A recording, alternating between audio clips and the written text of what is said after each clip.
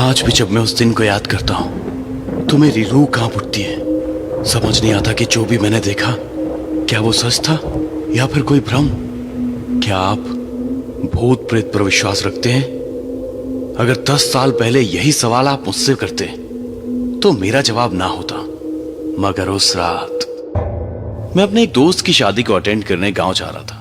Bus conductor को जब मैंने गांव का नाम बताया वो थोड़ा चौंक सा गया और मेरी तरफ अजीब नजरों से देखने लगा।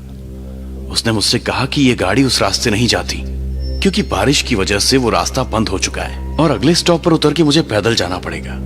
मेरे पास और कोई रास्ता नहीं था, सो मैंने टिकट ले लिया। रास्ता बड़ा ही लंबा था, सो मैं थोड़ी देर के लिए सो गया।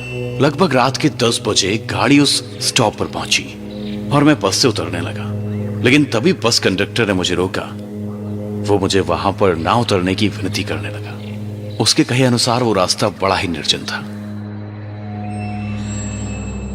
लेकिन पहले ही मुझे बहुत देर हो चुकी थी, इसलिए कंडक्टर को धन्यवाद देते हुए मैं बस से नीचे उतर गया। मैंने मुड़कर देखा तो कंडक्टर अभी भी मेरी तरफ देख रहा था, मानो जैसे उसे मेरी बड़ी चिंता हो रही थी। बस निकल गई और उस सुनसान रास्ते में अकेला रह गया मैं। बस के जाने के बाद वो रास्ता और भी सुनसान लगने लगा। अंधेरा काफी घना था और मेरे पास टॉर्च भी नहीं थी, सो मैंने अपने मोबाइल की लाइट ऑन की और जंगल के रास्ते की ओर बढ़ गया। मैं थोड़ी दूर चला था कि अचानक बारिश शुरू हो गई। मैंने अपना छाता निकाला और मोबाइल की धुंधली सी रोशनी में आगे बढ़ने लगा, लेकिन अचानक मेरे मोबाइल की टॉर्च बंद होने लगी। मेरा मोबाइल स्विच ऑफ हो गया। रह रहकर मुझे कंडक्टर की बातें याद आ रही थी।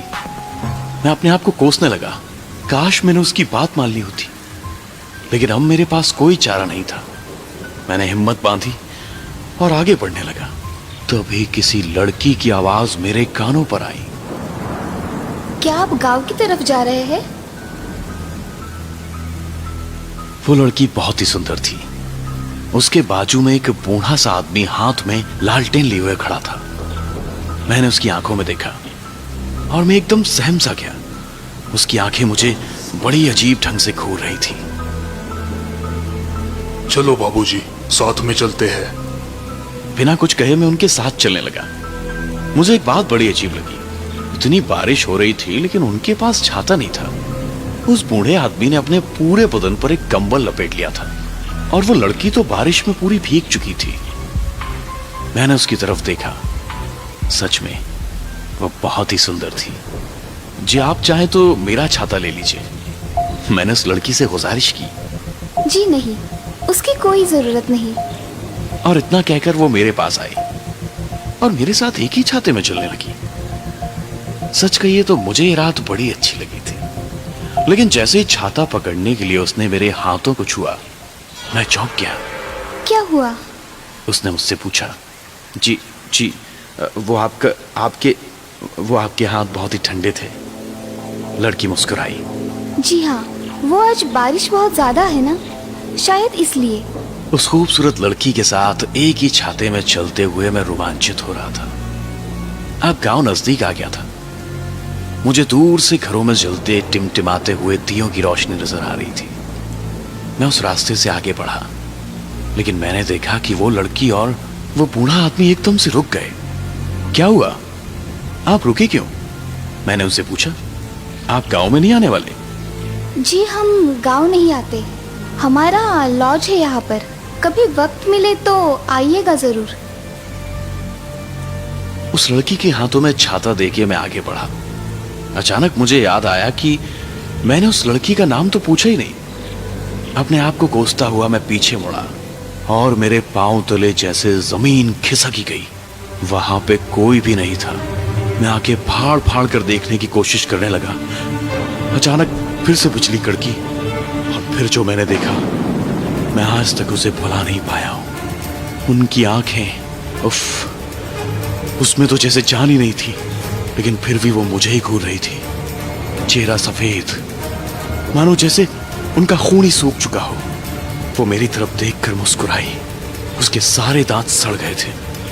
हमारा लॉज है यहाँ पर, कभी वक्त मिले तो आइएगा जरूर, मैं आपकी राह देखूंगी। उसकी आवाज मानो किसी कब्र से आ रही हो, इतनी भयानक थी। मेरे हाथ पांव कांपने लगे। मुझे उस कंडक्टर की बताई हुई बात याद आ गई। उसने मुझसे कहा था कि रास्ते में अगर कोई पुकारे तो रुकिएगा मत। इतनी बारिश में भी मुझे पसीना आने लगा और फिर अपनी जान हथेली पर रखकर मैं वहां से भाग निकला। पता नहीं मैं कितनी देर भाग रहा था। गांव में पहुंचते ही मैं बेहोश होकर गिर गया। उसके बाद क्या हुआ मुझे नहीं पता, लेकिन 2 दिन बाद मुझे होश आया।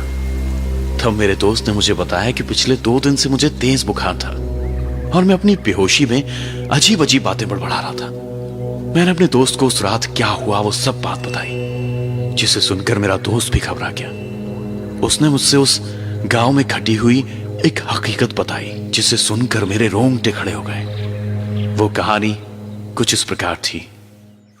उसी गांव में एक लॉज था, जिसे एक बूढ़ा आदमी और उसकी नातिन दोनों मिलकर चलाया करते थे। कुछ साल पहले शहर से कोई लड़का उन दोनों के लॉज पर रहने के लिए आया था। वो दोनों एक दूसरे से प्यार करने लगे। लड़के ने लड़की से शादी का वादा किया और फिर वो शहर चला गया।